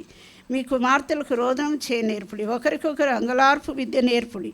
వీధుల్లో పసిపిల్లలు లేకుండాను, రాజమార్గంలో యవనులు లేకుండాను వారిని నాశనం చేయుటకై మరణం మన కిటికీలను ఎక్కుచున్నది, మన నగరులలో ప్రవేశించుచున్నది. ఈ దినాల్లో యవనస్తులను, చిన్నపిల్లలను, పసిపిల్లలను నశింపజేయడానికి సాతాను ఎంతో ప్రయత్నిస్తూ ఉన్నాడు. మరణం మన కిటికీలను ఎక్కుతూ ఉంది. వీధుల్లో యవనస్తులు కనబడకుండా, వీధుల్లో పసిపిల్లలు లేకుండా, రాజమార్గములలో హైవేస్లో యవనస్తులు లేకుండా వాళ్ళని నశింపజేయడానికి మరణం కిటికీలను ఎక్కుచున్నది. కాబట్టి మనము రహస్యంగా ప్రభువుకు కన్నీటితో మొరపెట్టుకోవాలి. చిన్నపిల్లల గురించి, యవనస్తుల గురించి, ప్రభువా వారిని కాపాడు, వాళ్ళను సాతాను నశింపజేయకుండా సహాయం చేయండి, కన్నీటితో ప్రార్థన చేయడము. మరి మూయబడిన తలుపులను తెలియజేస్తూ ఉంది. తెరవబడిన తలుపులు దేన్ని తెలియజేస్తూ ఉంది? మన గృహాన్ని ప్రభు పని కొరకై వాడబడే గృహంగా ఉంచుకోవాలి. మన గృహాన్ని ప్రభు పని కొరకై వాడబడే తెరిచిన ద్వారాలు, తెరిచిన తలుపులు కలిగిన గృహాన్ని మనము కలిగి ఉండాలి. తెరిచిన తలుపులు కలిగిన గృహాలు దేవుని వాక్యంలో ఎవరి కుటుంబాలు, ఎవరి గృహాలను మనం చూడవచ్చు. ఫిలేమోను కుటుంబం, ఫిలేమోను ఇంటిలో సంఘం ఆరంభించబడింది. అనేకులకు విశ్రాంతిని కలగజేస్తూ వచ్చినారు, అనేకులకు ఆదరణ కలగజేస్తూ వచ్చినారు ఆ కుటుంబం. వారి ఇంట ఉన్న సంఘమునకని అపోస్తలుడైన పౌలు రాస్తూ వస్తాడు. ఫిలేమోను పత్రిక ఫిలేమోను పత్రిక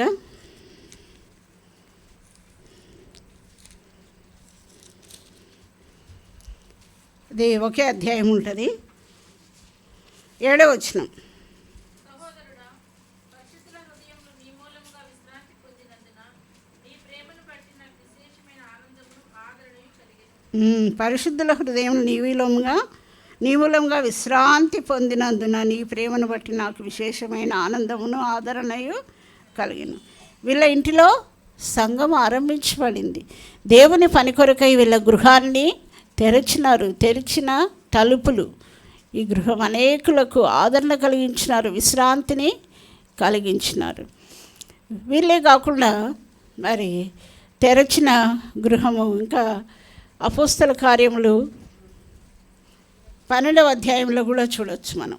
అపోస్తల కార్యములు 12వ అధ్యాయంలో కూడా మార్కు అను మారు పేరు గల యోహాను తల్లి అయిన మరియ ఇంట అనేకులు కూడుకొని అక్కడ పేతురు చెరసాల్లో ఉంటే ప్రార్థన చేస్తూ వచ్చినారు. కాబట్టి అది కూడా ఓపెన్ హోమ్, దేవుని కొరకు తెరవబడిన ద్వారాలు కలిగిన గృహం, ఓపెన్ హోమ్గా మనము చూస్తాం. మార్కు అను మారు పేరు గల యోహాను తల్లి అయిన మరియ ఇల్లు కూడా అనేకులు వచ్చి అక్కడ ప్రార్థన చెరసాల్లో ఉన్న పేతురు కొరకు చేసినట్లు. అట్లే ఇంకా మనం అన్నీ చూడలేదు. కొర్నేలు ఇండ్లు కూడా, కొర్నేలు అనేకులను ఆహ్వానించి పేతురును పిలిపించి సువార్త వినిపింపజేస్తూ వచ్చినాడు. అది కూడా తెరచిన గృహం, తెరచిన తలుపులు కలిగిన గృహం. కొర్నేలు గృహం కూడా అపోస్తల కార్యములు 10వ అధ్యాయంలో ఉంటుంది. మనం ఇప్పుడు అన్నీ చూడడం లేదు. ఈ విధంగా తెరచిన తలుపులు, మూయబడిన తలుపులు చూసినాం. రహస్య ప్రార్థన, తెరచిన తలుపులు దేవుని పని కొరకు వాడబడే గృహాలుగా, దేవుని పరిచర్య కొరకు వాడబడే గృహాలుగా మనం చూస్తున్నాం. ఇంకా తర్వాత కిటికీలు కదా, ఇంటికి కిటికీలు పెట్టుకుంటాం కదా. కిటికీలు దేన్ని తెలియజేస్తూ ఉన్నాయి అనేది చూసుకొని మనం త్వరగానే ముగించుకున్నాము. దానియేలు గ్రంథం 6వ అధ్యాయం. దానియేలు గ్రంథం 6వ అధ్యాయం.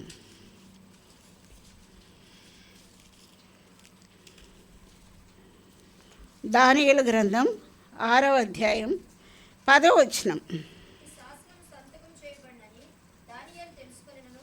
అతడు తన ఇంటికి వెళ్ళి యథాప్రకారంగా అనుదినము ముమ్మారు మోకాళ్ళుని తన ఇంటి పైగది కిటికీలు యెరూషలేము తట్టునకు తెరవబడి ఉండగా తన దేవునికి ప్రార్థన చేయుచు ఆయన స్తుతించుచు వచ్చెను.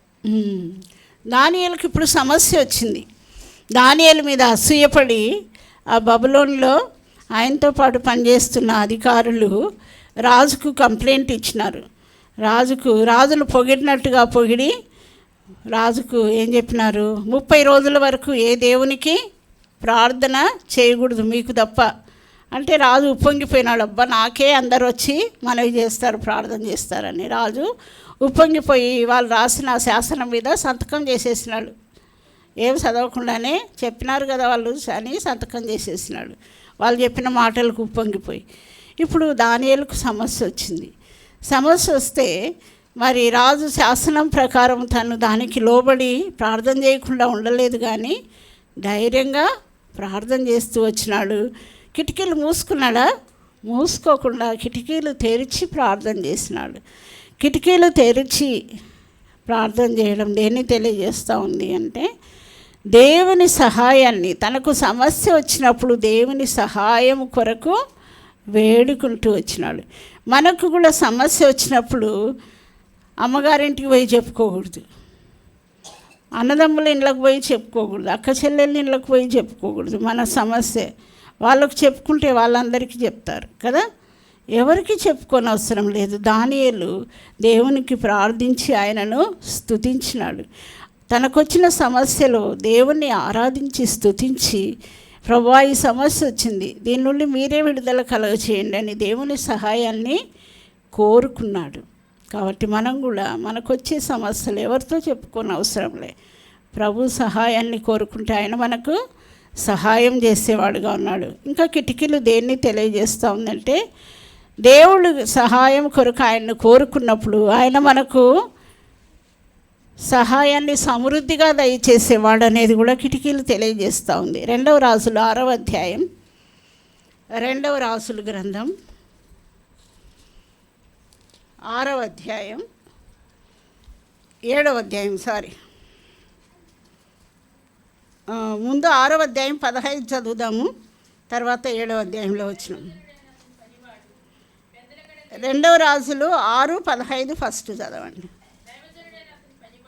25 చాలండి. క్షామం కలిగి ఉండగా, ఇప్పుడు షోమ్రోన్లో ఏమొచ్చింది? క్షామం అంటే కరువు వచ్చింది. కరువులో ఇప్పుడు ఏం జరుగుతుందని ఇక్కడ రాయబడింది. 2వ వచనం 7:2.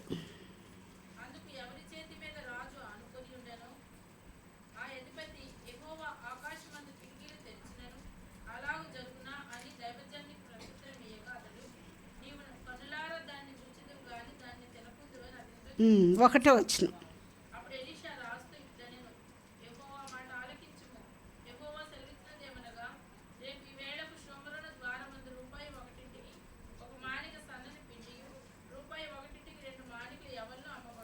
అంటే దేవుళ్ళు సమృద్ధిగా దయచేసేవాళ్ళు. క్షామం ఉంది, కరువు ఉంది, అయినప్పటికీ ఆయన ప్రజలకు ఆయన మరి ₹1 ఒక మానిక పిండి, ₹1 2 మానికల ఎవలు అమ్మబడును. అంటే అంత చీప్గా అమ్మబడతాయి. కరువులో ఇంత చీప్గా దొరికేది సంభవమేనా అని అక్కడ ఉన్న ఒక వ్యక్తి, రాజు దగ్గర ఉన్న వ్యక్తి, యెహోవా ఆకాశమందు కిటికీలు తెరిచినా కూడా, అంటే కిటికీలు తెరిచి కుమ్మరించినా కూడా ఇది జరుగుతుంది అంటాడు. అతడు నమ్మలేదు కాబట్టి, దేవుడు సెలవిచ్చిన మాటలు నమ్మలేదు కాబట్టి అతడు ఆ తొక్కిసలాటలో అధిపతి చనిపోతాడు. కానీ దేవుడు మాత్రం సమృద్ధిగా తన ప్రజలకు మరి కురిపిస్తాడు. ఆకాశపు కిటికీలు తెరిచి సమృద్ధిగా కురిపిస్తాడు. కాబట్టి మనం సహాయం అడిగినప్పుడు దేవుడు మనకు సమృద్ధిగా దయచేసేవాడు, మన సమస్య నుండి విడిపించేవాడు. మనం కూడా క్షామంలో ఉన్నప్పుడు మన కిటికీలు తెరిచి, అనగా ఆయన సహాయం కొరకు వేడుకున్నప్పుడు ఆయన మనకు సమృద్ధిగా కురిపించేవాడు. దేవుడు సమృద్ధిగా ఇచ్చే దీవెనల గురించి కిటికీలు తెలియజేస్తూ ఉన్నాయి. ఆయన సహాయాన్ని వేడుకొనటం గురించి, ఆయన సమృద్ధిగా కురిపించే దీవెనల గురించి కూడా కిటికీలు మనకు తెలియజేస్తూ ఉన్నాయి. ఒకసారి ఒక నాస్తికుడు, దేవుని నమ్మడివాడు ఉన్నాడంట. దేవుని ఎరిగిన విశ్వాసి ఫ్రెండ్ అంట. ఒకసారి ఫ్రెండ్ విశ్వాసి అక్కరలో ఉన్నాడంట. అప్పుడు ఫ్రెండ్ అన్నాడంట, నీ అక్కర దేవుడు ఎట్లా తీరుస్తాడో చూస్తాను లేరా అన్నాడంట. నీ అక్కర దేవుడు ఎట్లా తీరుస్తాడో చూస్తాను లేరా అంట. సరే అవిశ్వాసి మరి ప్రార్థన చేస్తూ ఉన్నాడంట. దీర్ఘ ప్రార్థన, చాలాసేపు ప్రార్థన, ఒంటరిగా ఉండి గదిలో గట్టిగా ప్రార్థన చేసుకుంటా ఉన్నాడంట. అప్పుడు వాని అక్కర దేవుడు, వాళ్ళ దేవుడు ఎట్లా తీరుస్తాడో అని ఈ దేవుని నమ్మని వ్యక్తి మరి ఆయన కిటికీలో నుండి చూసినాడంట. ఆ ప్రార్థన విని తనే మరి ఎంతో తన్మయుడైపోయి అతనికి కావాల్సినది కిటికీలో నుండి వేసేసినాడంట. కిటికీలో నుండి తన ఫ్రెండ్కి కావాల్సింది వేసేసినాడంట. దేవుడు నా అక్కర తీర్చినాడని ఈ విశ్వాసి అయిన స్నేహితుడు అనుకున్నాడు. మళ్ళా తర్వాత ఆ ఫ్రెండు, నీ అక్కర దేవుడు తీర్చినా అంటే, అవును తీర్చినాడు అంటే, నేనే వేసింది అంటే, నీ ద్వారా దేవుడు తీర్చినాడు నా అక్కర. నిన్ను వాడుకున్నాడు దేవుడు, కానీ దేవుడే నా అక్కర తీర్చింది, నువ్వు కాదు. నేను మనసును ప్రేరేపించి దేవుడు నా అక్కర తీరుస్తూ వచ్చినాడు. కాబట్టి కిటికీలు దేన్ని తెలియజేస్తున్నాయి? దేవుడు సమృద్ధిగా మన అక్కరలు తీర్చేవాడు, మనం ఆయన సహాయం కొరకై వేడుకున్నప్పుడు అనే దాన్ని తెలియజేస్తాను. దేవుడి ఈ మాటలను దీవించి ఆశీర్వదించునుగాక. ప్రార్థన చేసుకుందాం.